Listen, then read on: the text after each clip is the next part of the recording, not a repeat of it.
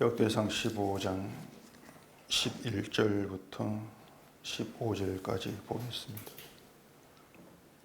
다윗이 제사장 사독과 아비야다를 부르고 또 레위 사람 우리엘과 아사야와 요엘과 스마야와 엘리엘과 암미나답을 불러 그들에게 이르되 너희는 레위 사람의 지도자이니 너희와 너희 형제는 몸을 성결하게 하고 내가 마련한 곳으로 이스라엘의 하나님 여호와의 귀를 메어 올리라.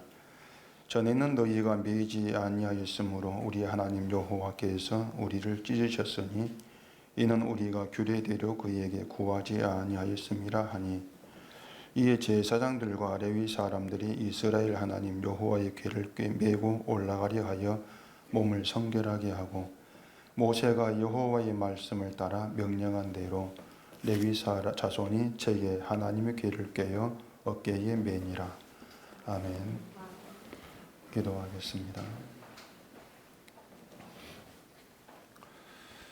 우리의 힘으로 살아가는 삶이 아니고 하나님이 이끄시는 삶이라 우린 그렇게 믿고 이렇게 얘기합니다. 하나님께서 이끄시는 삶이 어떠한 것인지를 오늘 이 말씀을 통해서 배워 알게 하시고 우리 모든 인생 속에서 하나님이 이끄신 하나님의 그 일을 바라보고 그 일로 인해서 찬송이 나와지는 저희가 되게 하소서. 예수님 이름으로 기도합니다. 아멘. 사람들이 주로 자기에 대해서 관심을 두는 것 중에 하나가 이제 어떻게 하면 인생을 잘 살 수 있는가 그런 문제라고 할 수가 있을 겁니다. 연세가 드신 분들은 인생을 잘 살아왔는가 그런 생각들을 또 하기도 하고 그렇게 이제 우리가 인생을 돌아보기도 하는데 그 전쟁과 평화라는 유명한 소설을 쓴 러시아의 톨스토이 작가가 있는데 이 사람이 15년에 걸쳐서 쓴 마지막 책이 어떻게 살 것인가 그런 책입니다. 이 책을 우리나라의 여러 출판사에서도 이제 출판했는데 제목이 톨스토이가 어떻게 살 것인가 그런 제목으로 나왔어요. 그러니까 인생을 어떻게 살 것인가에 대한 이 톨스토이의 어떤 사상, 이 생각을 말하는 그런 책이 되겠죠. 그런데 그 책에는 이 톨스토이가 직접 자기가 쓴 글도 있지만 주로 이 성경과 법구경 또 탈무드 여러 곳에 있는 그 내용들을 선별해 가지고 모은 겁니다. 그러니까 여러 철학자들 또 종교적 인물들이 이제 말한 것에서 그 톨스토이 자신의 인생관과 맞는 그런 내용들을 이제 뽑아내서 편집을 한 짜깁기 한 것이죠. 그 책입니다. 거기 보면 주제가 140가지예요. 140가지 주제를 해가지고 거기에 대한 어떤 이제 그 짤막짤막한 글을 설명으로 달아 있는 그런 식으로 되어 있는데 이 책의 첫 번째 글이 이제 뭔가 하면은 삶의 목적을 알고 있어야 된다. 그렇게 주제가 되어서 이제 시작을 합니다. 그리고 삶의 목적을 알고 있어야 한다. 그 밑에 이제 몇 줄로 설명을 했습니다. 설명이 이렇게 되어 있습니다. 모든 새는 항상 둥지를 어디에 들여야 될지 알고 있다. 둥지를 어디에 어떻게 들여야 할지 알고 있다는 것은 삶의 목적을 알고 있다는 말이다. 모든 창조물 가운데 가장 지혜롭다 인간은 왜 새들도 알고 있는 인생의 목적을 알지 못할까? 그렇게 되어 있어요. 들으니 어떻습니까? 인생을 어떻게 살 것인가를 가르쳐주는 좋은 말이다. 좋은 교훈이다. 그렇게 공감이 되실지는 모르겠는데 저는 그 책의 다른 내용도 다 마찬가지지만은 도무지 공감이 안 됩니다. 왜 그런가 하면은 이 새가 둥지를 틀 때에 그 장소를 정하는 것은 알 낳고 새끼를 키우는 데에 가장 안전한 곳을 찾습니다. 저는 그렇게 알고 있거든요.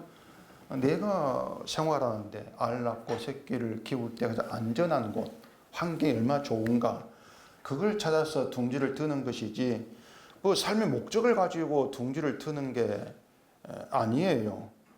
그렇다면 톨스토이가 말한 것처럼 새가 삶의 목적을 가지고 둥지를 튼다는 잘못된 말이 되는 것이고 새를 잘못 알고 있는 것이다. 그렇게도 볼 수가 있는 것이죠. 그러니까 새가 자기 안전, 자기를 위한 환경을 찾아서 둥지를 튼다면은 결국하면은 이 톨스토이가 말하는 삶의 목적은 삶의 안전이 되겠죠. 자기를 위한 안전, 그게 그 새의 목적이다. 이렇게 된단 말입니다. 그런 점에서 본다면 인간도 둥지를 트는 새처럼 인생의 목적이 자기 자신이 되어 살고 있는 게 아니냐 말입니다. 그럼 같은 것이죠. 늘 자기 안전과 자기 평화와 자기 행복을 위해서 둥지를 틀고 살고 있지 않습니까? 뭐 집을 사서 둥지를 들 때에도 아무데나 집 사는 거 아니잖아요. 멀게는 투자 가치가 있는가, 주변 환경이 좋은가, 온갖 거 따져가지고 나에게 좋은 환경 찾아서 둥지를 틀지 않습니까? 그게 인생의 목적이란 말, 우리가 살아 목적이란 말이에요. 그런데 새는 알고 있는 삶의 목적을 마치 인간은 모르고 있는 것처럼 그렇게 말하는 것이 저로는 공감이 안 돼요. 또 하나는 이 톨스토이가 인간을 알지 못하고 한 말이 있는데 그게 뭐냐면 모든 창조물 가운데 가장 지혜롭다 인간. 그게 인간을 모른다. 그런 의미가 된단 말입니다. 인간은 지혜롭지가 않습니다. 잠언서 얘기한 대로 인간은 미련해요. 뭐 다른 창조물들, 뭐 소, 말, 개, 닭 이런 동물들과 비교하면 인간이 가장 머리가 좋으니까 그걸 두고 지혜롭다 이렇게 뭐 말을 하겠지만은 늘 말씀을 드리는 것처럼 중요한 게 뭐냐면 하나님께서 어떻게 보시냐 그겁니다. 하나님께서 우리를 어떻게 보시느냐. 그렇기 때문에 하나님이 주신 믿음으로 십자가를 바라보는 것하고 내가 내 스스로 예수를 믿는다고 하는 것과는 전혀 다른 문제예요. 다르죠. 이 톨스토이도 기독교인입니다. 기독교인인데 근데 그의 글을 보면은 도무지 복음과 맞지를 않아요. 늘 삐끗삐끗 어긋나 있고 아예 복음 근처도 가지를 못하는 그런 내용들로 되어 있죠. 마태복음 6장 26절에 보면 예수님이 공중의 새를 보라 심지도 않고 거두지도 않고 창고에 모아 들이지도 아니하되 너희 하늘 아버지께서 기르시나니 너희는 이것들보다 귀하지 아니하냐 이렇게 말씀했단 말입니다. 그런데 새를 보면은 여러분 새가 심고 거두고 창고에 모아 들이는 것을 보셨습니까? 그런 새는 없잖아요. 쉽게 말해 농사 짓는 새 없어요. 그렇죠. 그냥 공중에 날아다니면서 보이는 벌레 잡아먹고 나무에는 열매 파먹고 땅에는 꽃 주워먹고 그렇게 살고 있는 것이지 뭐 심고 창고에 모아들이고 농사를 짓는 새는 분명히 아니란 말입니다.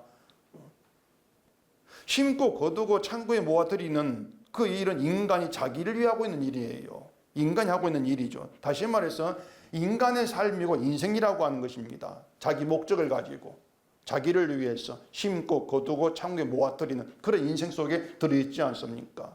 그렇기 때문에 공중의 새는 심지도 않고 거두지도 않고 창고에 모아들이지도 아니한다. 이런 말씀을 지금 예수님이 하고 계시는 것은 새는 이렇게 살아 그것이 아니고요. 그 새를 통해서 삶에 대한 인간의 잘못된 생각을 지적하시는 거예요. 너희는 인생에 대해서 너희의 삶에 대해 이렇게 잘못 생각하고 있어. 이걸 말씀한단 말입니다.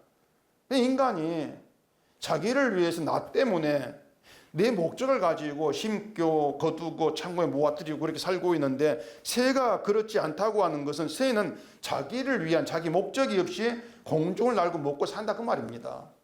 새는 자기 목적이 없다고 하는 것이죠. 그것을 가리켜서 하나님이 기르신다 이렇게 말하고 있는 것이에요. 하나님 기르신다.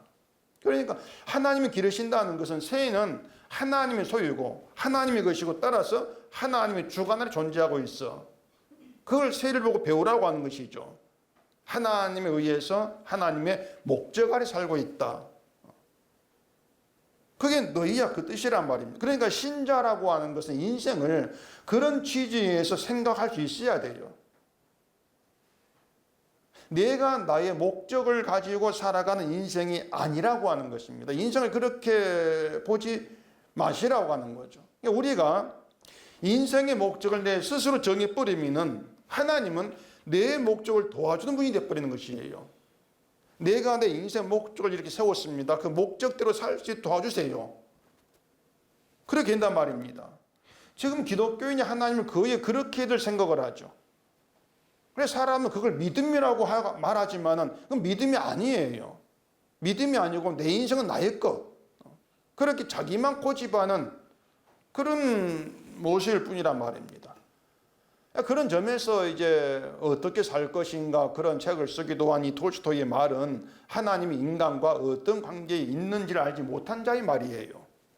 그냥 예수를 믿는다고 하는 뿐이지 믿음, 나에게 나오는 믿음이고 하나님 인간과 어떤 관계에 계셔주는가 이걸 알지를 못하고 하는 것이죠.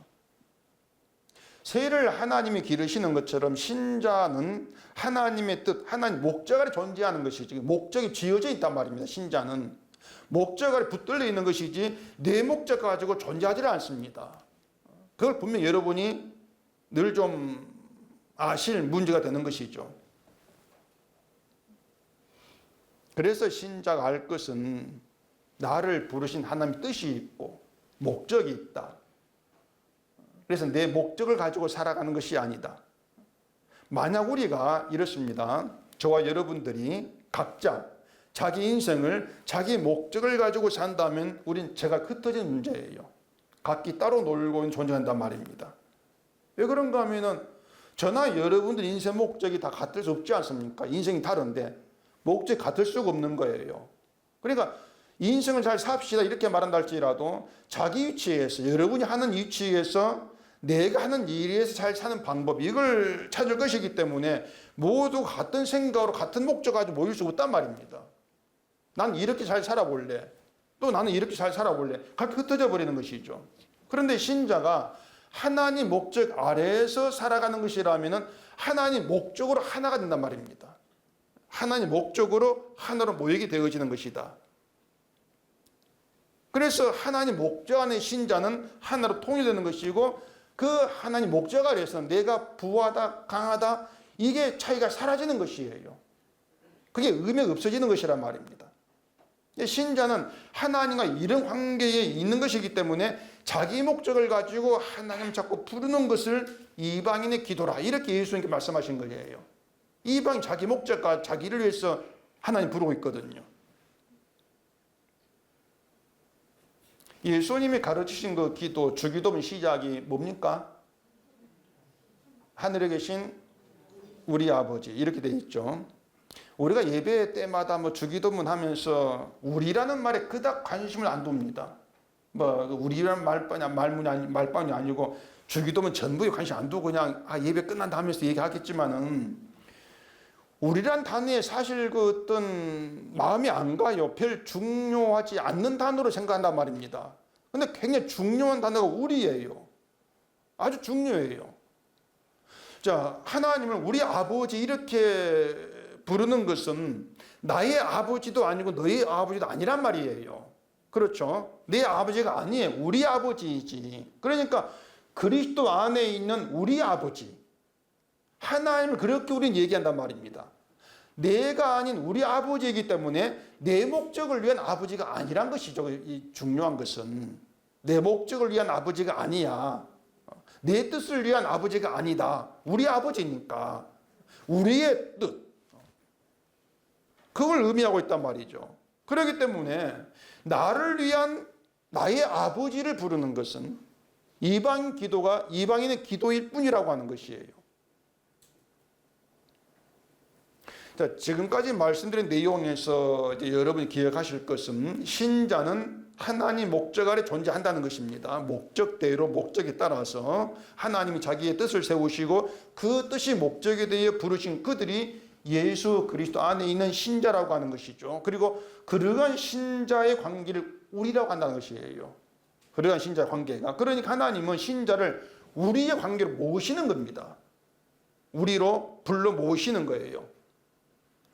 이게 오늘 본문에서 다윗이 이제 하나님의 궤를 예루살렘으로 옮기는 그 이야기에서 이제 생각해 볼 내용인데, 자, 오베데돔에 있는 그 궤를 다윗성 예루살렘으로 옮긴 이제 내용이에요. 이 이야기도 사무엘 하에 비하면은 아주 상세하게 그 얘기가 기록되어 있습니다. 그리고 또 이야기 순서도 이 사무엘 하와 역대상이 같지가 않아요.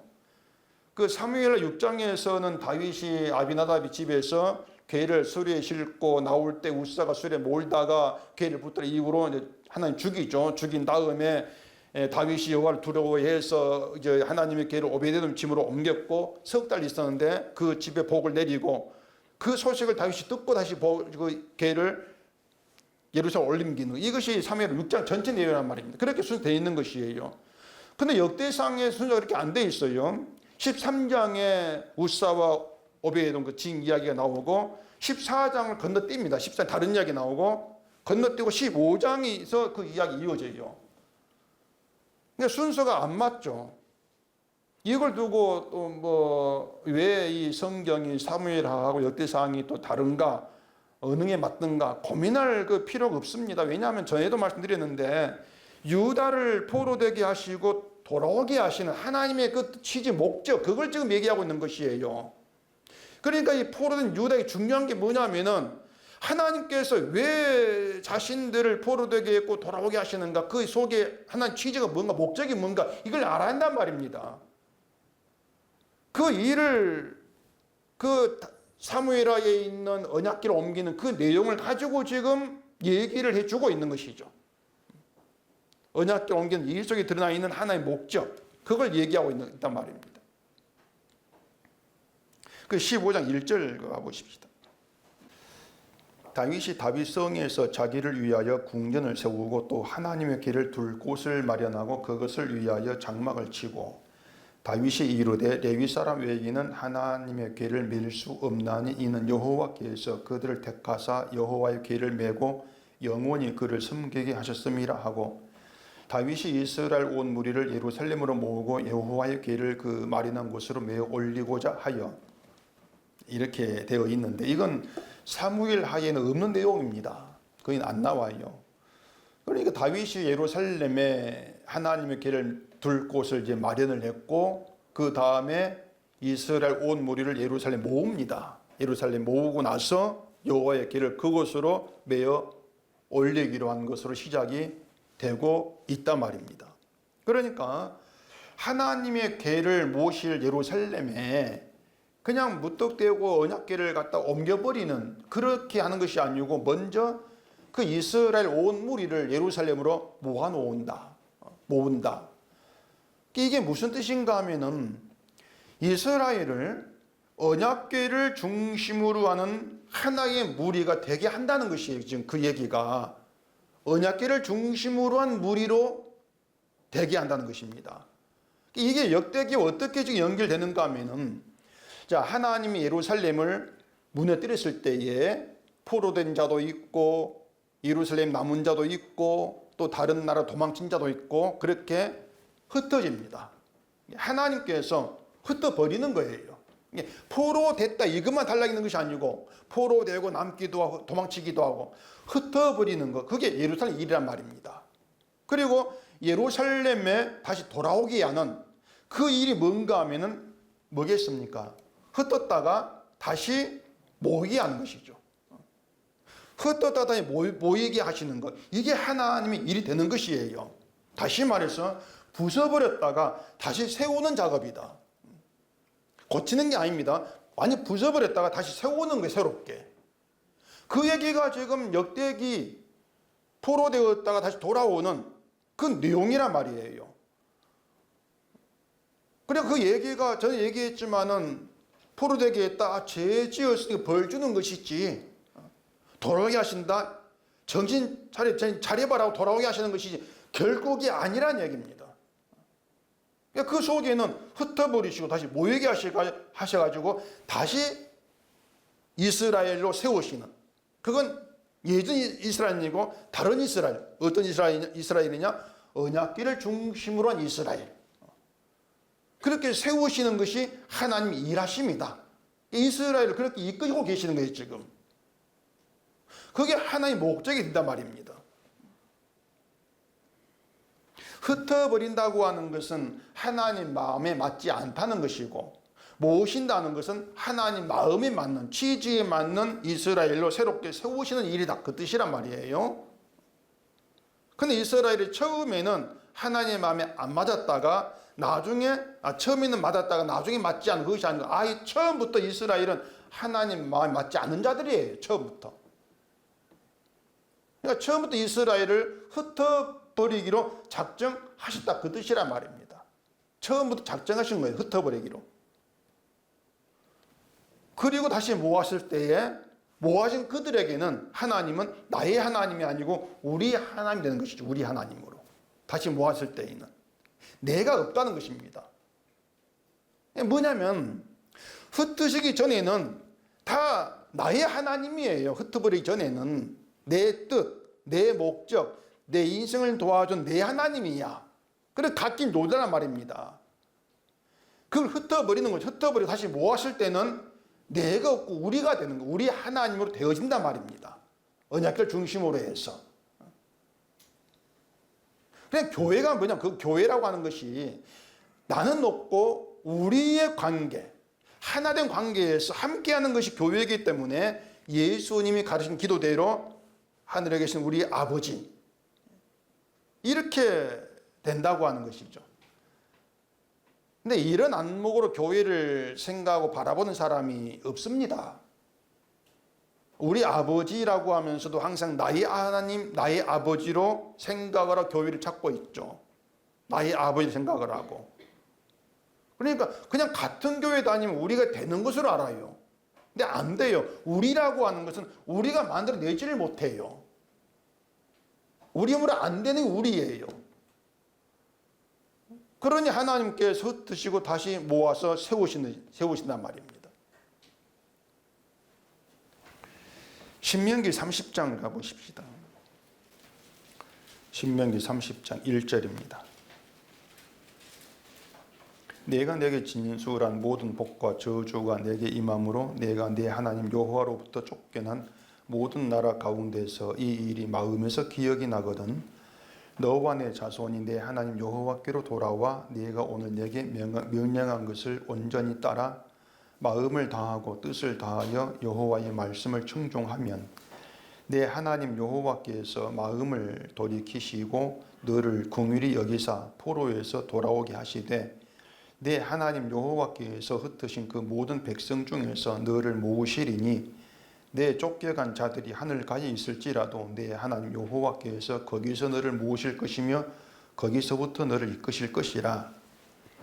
여기 1절에 하나님 여호와로부터 쫓겨난 모든 나라 가운데서 이렇게 얘기를 하지 않습니까? 근데 지금 이스라엘은 아직 약속의 땅에 들어가지도 못했어요. 들어가지도 못했는데 그런 이스라엘에게 여호와로부터 쫓겨나서 모든 나라 가운데로 흩어질 것을 미리 이미 말씀해 버린단 말입니다. 너희는 내게 쫓겨날 거다. 이미 그걸 이렇게 작정해 버리신다는 것이에요. 그리고 이제 그 안에 포로에서 돌아오게 하셔서 모실 것도 얘기를 하고 있지 않습니까? 이건 장차 이스라엘이 바빌론에 이제 포로되게 미리 예언한 말씀이라고 할 수 있겠는데 그보다 더 주목해야 하는 게 뭐냐면은 이스라엘이 그 이스라엘이라는 존재가 약속의 땅에 들어가기 전부터 그 전부터 이미 쫓겨날 존재로 이미 작정되었단 말입니다. 뭔가 약속의 땅에 들어가서 잘못해서 그것 때문에 쫓겨날 자 이렇게 된 것이 아니에요. 이미 들어가기 전부터 그 전부터 너희는 내게 쫓겨날 자야 작정되어서 들어간단 말이에요. 흩어버리기로 이미 작정한 자들이다. 그렇게 쫓겨날 자로 증거된 것은 광야 생활이죠. 이미 그들은 그걸로 드러난 거예요. 그 이유가 뭐냐면 그러니까 하나님을 그들은 내 하나님으로만 알고 있고 우리 하나님을 모른다는 겁니다. 그 증거가 약속 땅에 들어가서 부한 자, 가난한 자 나눠지면서 과부, 고아들이 고통을 받는 거, 핍박을 받는 거 그렇게 드러나죠. 그게 뭐냐면 내 하나님이야. 하나님은 너 하나님은 너를 벌 주고 못 살게 하고 저주하고 그런 하나님이고 내 하나님 날 부자 되게 하고 그런 하나님이야. 나눠지는 거예요. 그게 내 하나님, 우리 하나님 아닌 거예요. 그러니 그것이 쫓겨날 자로 그렇게 이미 작정되어 들어간단 말입니다. 이해가 되시는지 모르겠는데 교회가 그렇지 않습니다. 교회도 늘 내 하나님과 너희 하나님 갈라치기 하고 있는 거예요. 교회도. 그렇잖아요. 그게 뭔가 잘 사는 사람이 있으면 내 하나님은 나를 복준 하나님이고, 뭔가 못 산 사람이 있으면 너희 하나님 왜 그러냐? 자꾸 그런 생각 들이지 않습니까? 우리가 없단 말, 우리가 없어요. 형제라 하면서 우리가 없어요. 그게 이미 쫓겨날 때 작정된 이스라엘과 같단 말입니다. 그런데 우리가 그렇게 쫓겨날 자, 흩어질 자로 작정됐다는 모르죠, 교회는. 이미 캄캄해요, 그런 쪽에서에 대해서는. 그러면서 성도라고 신자라고 있단 말이에요.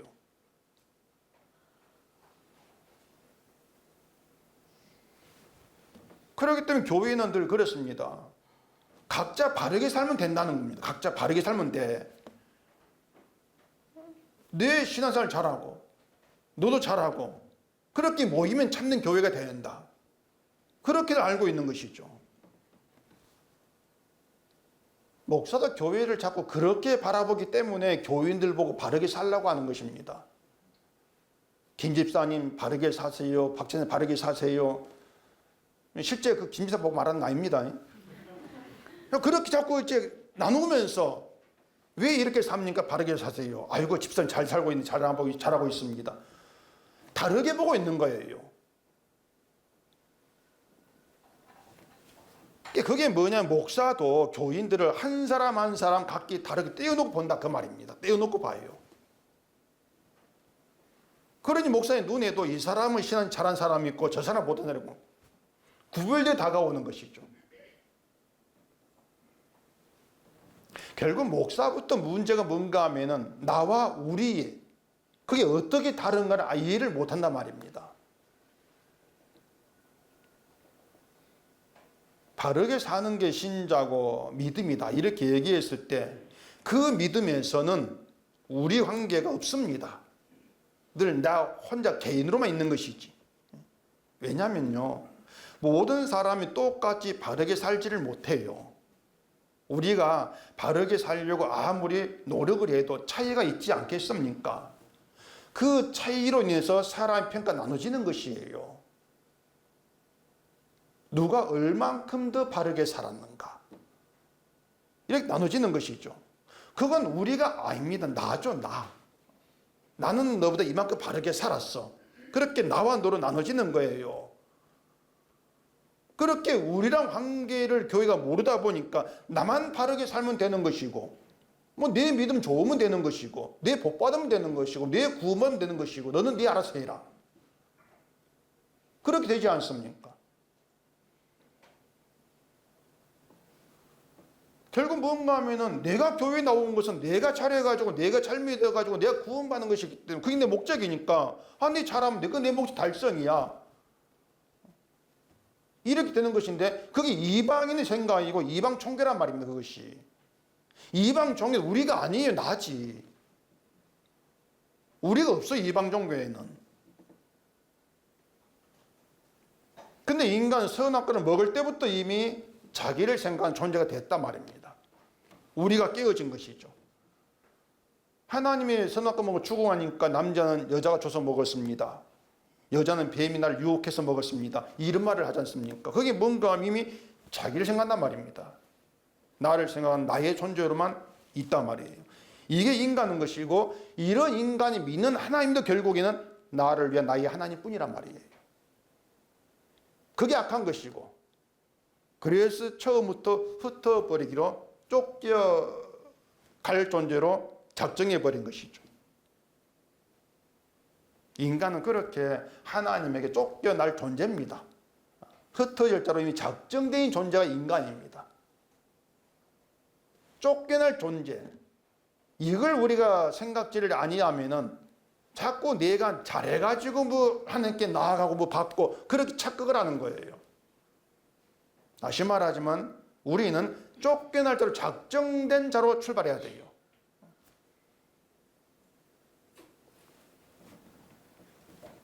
그 쫓겨날 자, 이걸 우리가 이제 무시해버리면 결국 내가 잘 믿어서 나를 책임지고 나를 지키는 그런 방식으로 하나님 살 수밖에 없는 것이고, 그게 이방인 종교로 그렇게 드러나지게 된다는 것이죠.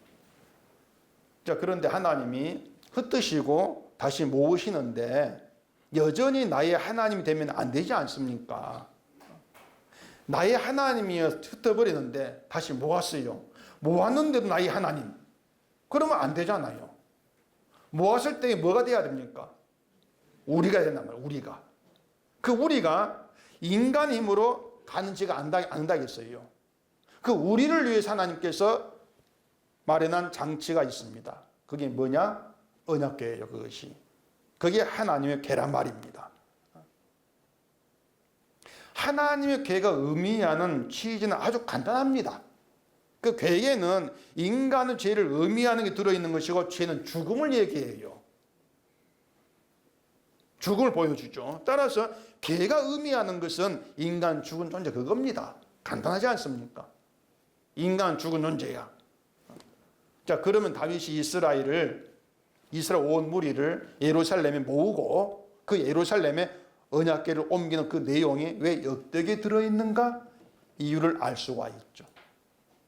하나님 유다를 흩었다가 다 예루살렘에 돌아와서 모으시는데 다시 모으시는 무리는 누구다?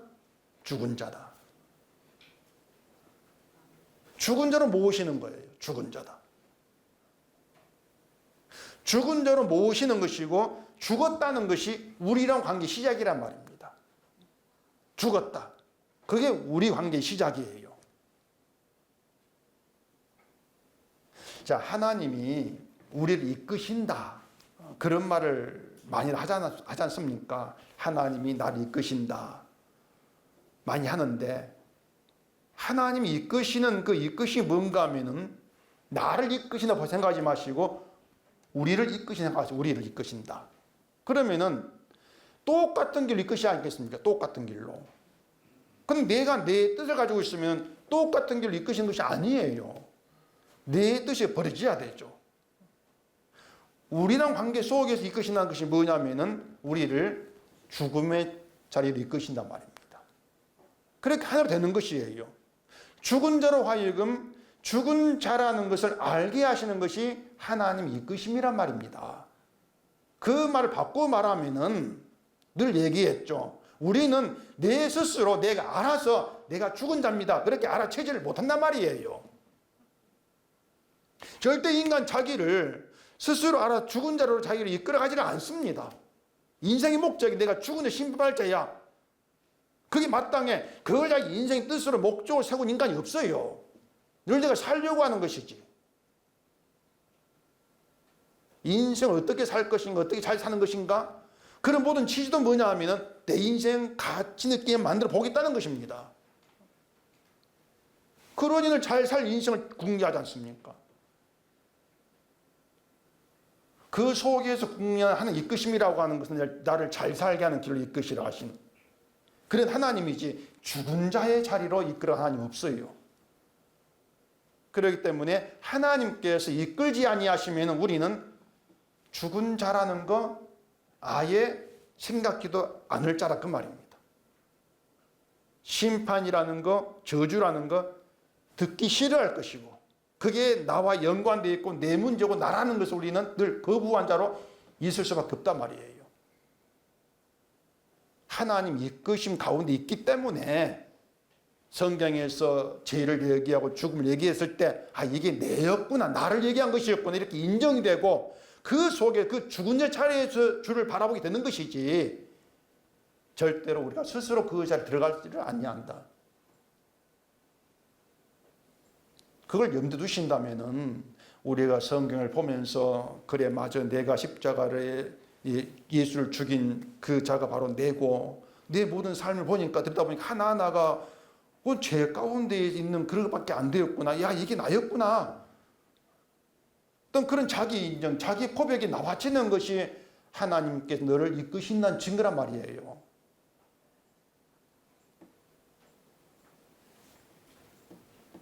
그런데 이런 하나님 이끄심을 구분을 못하기 때문에 교회가 종교가 되어버리는 것이죠.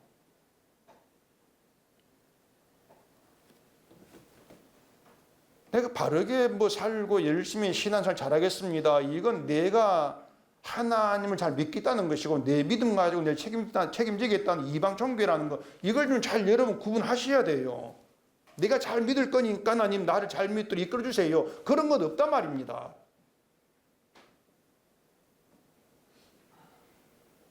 그러니까 내가 믿는 것, 나를 하나님 이끌어 가시는 것 구분을 못 해요. 그게 구분돼야 되는데. 그렇기 때문에 내가 잘 믿으면 될 걸로 알고 있지만은 그게 사탄의 활동이란 말이에요. 교회를 보면은 뭐 뒤에 글도 써놨지만 주보에 교회를 보면은 사탄이 정말 열심히 자기를 한다는 게 눈에 뻔히 보여요. 사탄의 일이라고 하는 것은요, 너 잘 믿어라. 그 잘 믿으면 돼. 네가 잘 믿도록 하나님께서 이끌어 가실 거야. 그게 사탄의 일하심이고, 일하심이란데 일하는 것이고, 하나님이 일하심이라고 하는 것은 그 사탄 일에 끌려가 놔두시는 거예요, 그냥. 그렇게 놔두시는 가운데에서 우리가 얼마나 허망한 길이 있었는가 알게 하시는 것이고, 그런 우리가 하나님 이끄심이 아니라면은 정말 허망한 존재로 끝날 수밖에 없었구나. 이걸 알게 하시는 것이죠.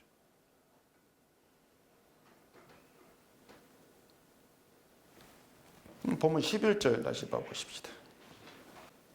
다윗이 제사장 사독과 아비아달을 부르고 또 레위 사람 우리엘과 아사야와 요엘과 스마야와 엘리엘과 암미나답을 불러 그들에게 이르되 너희는 레위 사람의 지도자이니 너희와 너희 형제는 몸을 성결하게 하고 내가 마련한 곳으로 이스라엘의 하나님 여호와의 길을 메어 올리라. 자, 다윗이 레위 사람 외에는 하나님의 길을 밀 수 없다 하고면서 아론 자손과 레위 자손을 모읍니다. 그러니까 이게 뭐냐면 언약궤만 있으면 되는 것이 아니구나. 이걸 다윗이 안 거예요. 언약궤만 옮기면 되는 것이구나.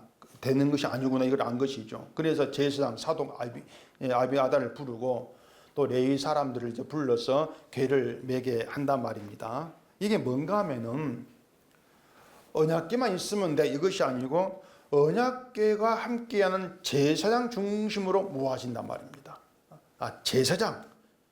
제사장이 있어야 되구나. 이걸 다윗이 안 거란 말이에요. 자, 우리가 상상을 한번 해봅시다. 다윗이 온 이스라엘의 왕이 되었습니다. 예루살렘에 자기를 위해서 궁전 멋들어지게 하나 이제 세웠습니다. 그리고 예루살렘에 온 백성들을 모아놨습니다. 예루살렘 들어갑니다. 그러면 누가 주인공이 돼야 되겠습니까? 왕이죠. 세상의 그 기존 시각 보면 왕이 중요하지 않습니까? 왕이 최고고 왕인 다윗이 주인공이 돼야 돼요. 모든 백성이 왕을 주목을 하고 왕을 높이고 왕을 떠받들고 왕께 순종해야 그래 나라가 잘 된단 말입니다. 근데 지금 다윗의 일에 보면은 누가 중심이 되는가 하면은 제사장이 되는 거예요. 레위 사람 제사장이 중심이란 말이에요. 그걸 다윗이 안 거란 말입니다. 지금 제사장이 중요하구나. 제사장이 중심인데 이것이 하나님의 나라구나. 그걸 안 거죠. 언약궤만 있으면 돼. 언약궤만 있어 복 받아. 그러다가 큰 거 다쳤지 않습니까? 블레 전쟁 패배하고 뺏겼잖아요. 언약궤를 사람이 만들었어요.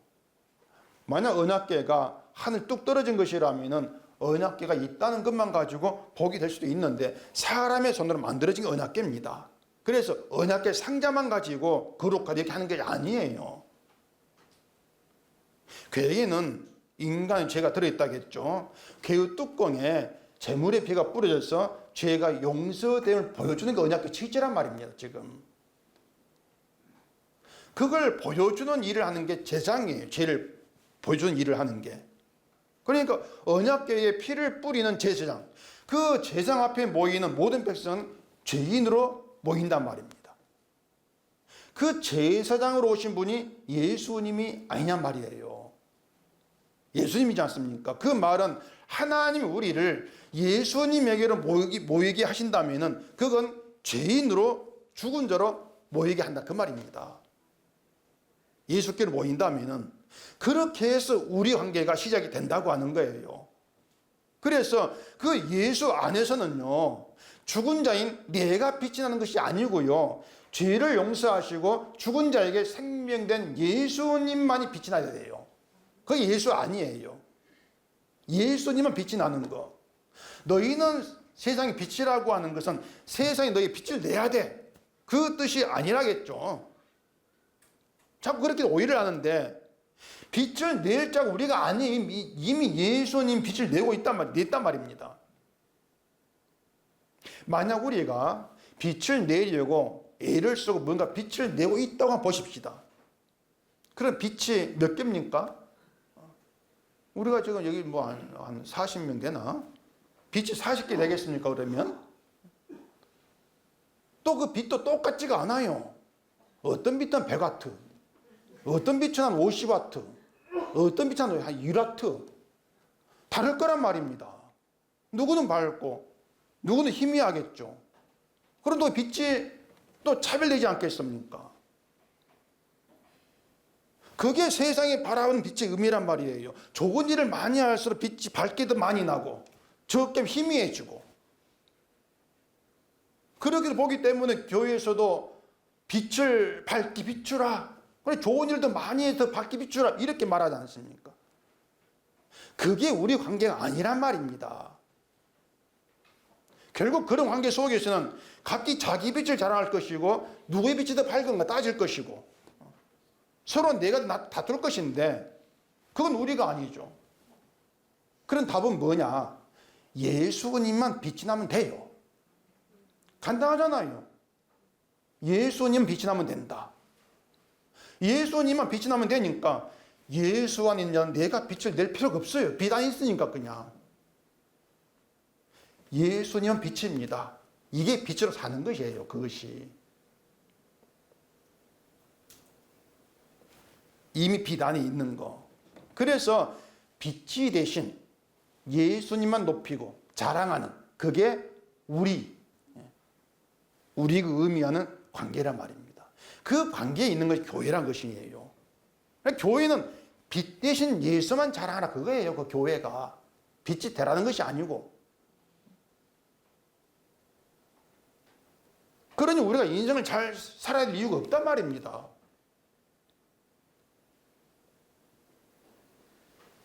유다가 예루살렘에서 흩어지기 전에 어떻게 살았겠습니까? 각기 자기 인생을 위해서 자기 목적과 열심히 살았겠죠. 자기를 위해서 하나님 섬겼겠죠. 그런데 그런 그들을 하나님 흩어버리면서 결국은 그 자기의 목적이 다 무너지는 것이에요. 그렇게 흩었다가 다시 예루살렘에 모시는 것이 하나님의 뜻대로 목적대로 일하시는 것이란 말입니다.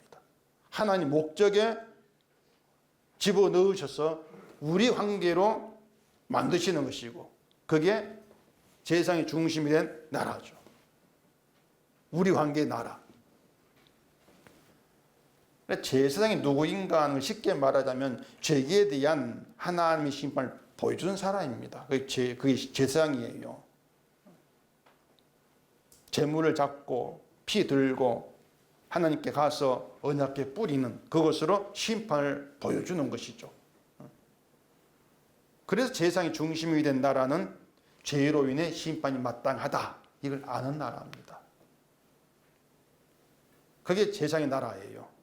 그 제사장이 예수님이시고, 따라서 예수님이 중심이 되신다, 이 얘기는 우리의 죄를 대신 지고 죽으신 예수님에게서 심판을 보란 얘기입니다.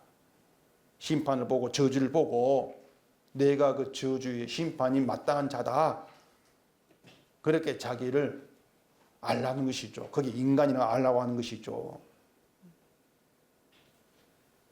근데 그걸 모르니까 교회가 뭐 하나님 중심, 예수 중심, 성령 중심 이런 표현들을 많이들 또 사용을 해요.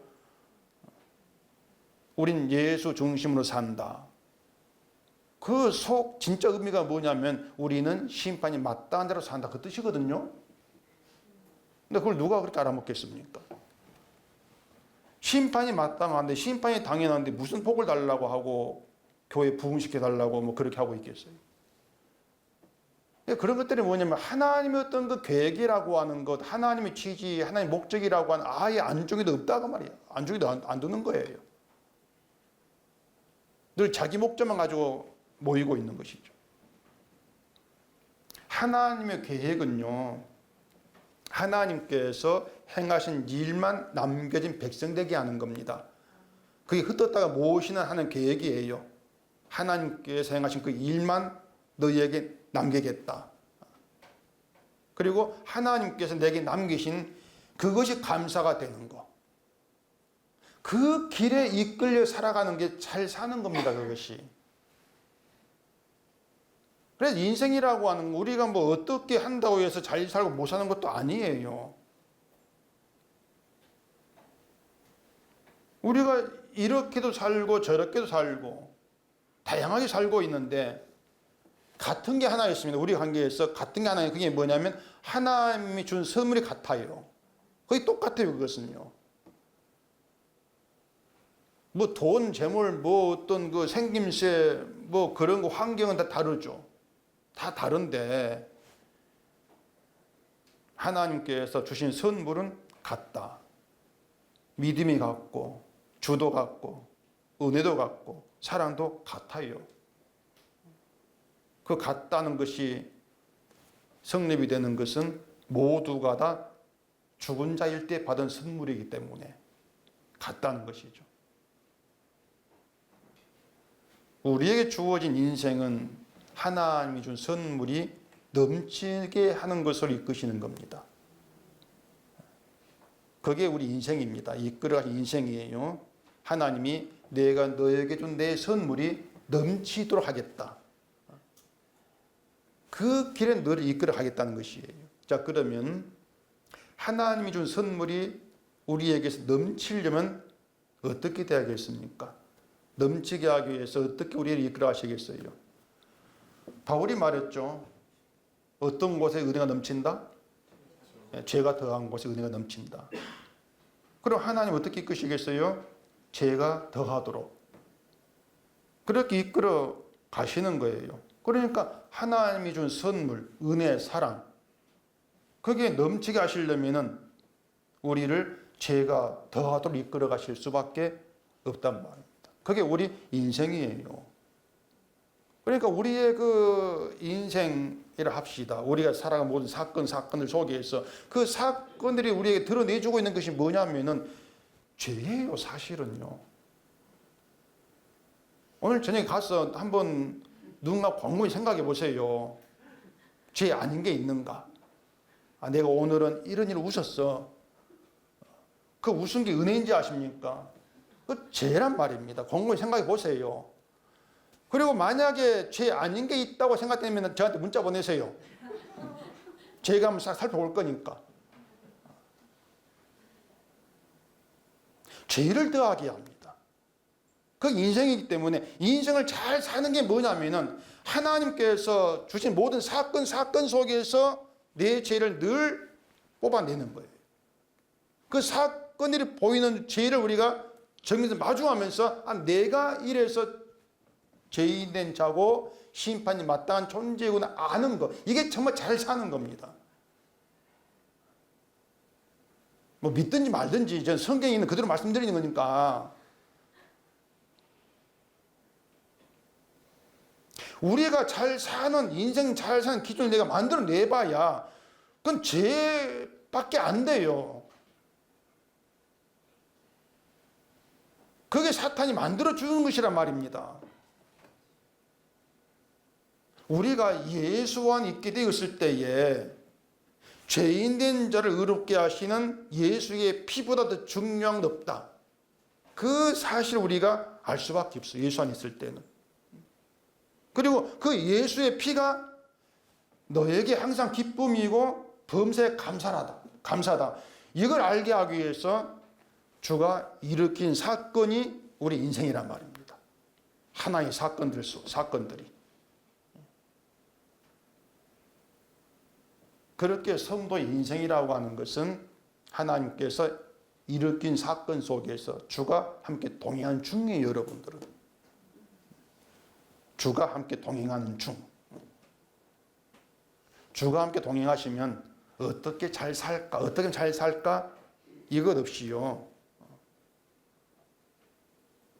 하나님께서 이끄시는 그 자체가 내 인생이구나. 오직 그것만 남게 된단 말이죠. 잘 살아보려고 뭐 생각할 필요가 없습니다. 그것은 동행하는 주 생각지 않고 그냥 내 홀로 내가 나를 책임지겠습니다. 그것이고 그게 지옥 갈 저주밖에 안 되는 거예요.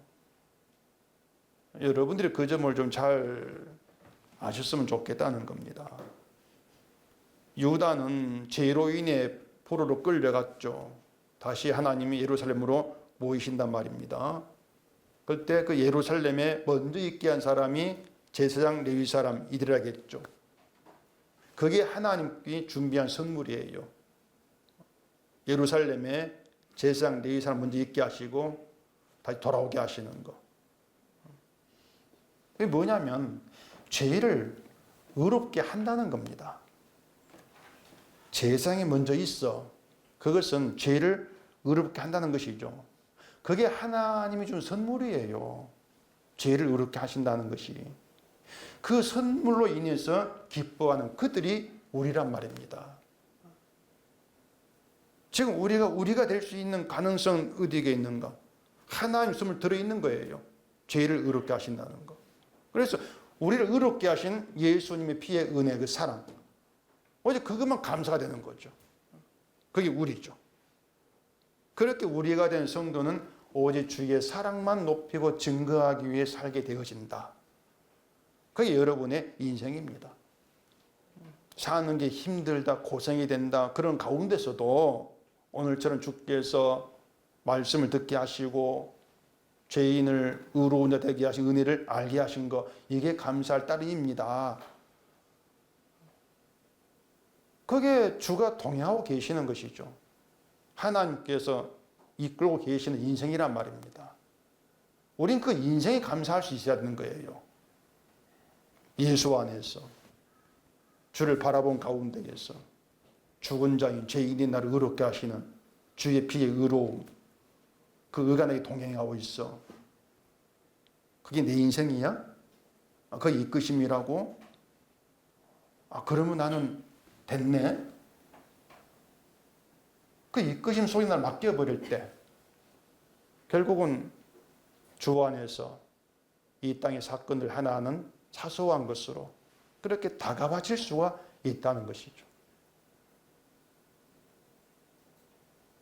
그것이 하나님께서 목적을 두시고 우리를 성도로 부르신 것이고 또 성도로 살게 하신 인생이라는 것을 알게 하시고 잘 살게 하고 있으니까 걱정 마시고 잘 살기를 바랍니다. 기도하겠습니다. 우리 아버지 하나님, 내 목적, 내 뜻, 허망한 것이고 무용지물인 것을 오늘도 주의 말씀 가운데 알게 하시니 감사합니다. 하나님 뜻이 있고 하나님이 이끄심이 있어서 내가 아니라 우리의 관계 속에서 주를 찬송케 하시니 이 모든 것이 또한 감사입니다. 하나님의 이끄신 인생 속에서 오직 하나님의 선물, 주의 은혜, 사랑으로 넘치는 저희 인생이 될 수 있도록 하시고 그 인생이 잘 사는 것임을 깨닫고 감사하는 저희가 되게 하소서. 예수님 이름으로 기도합니다. 아멘.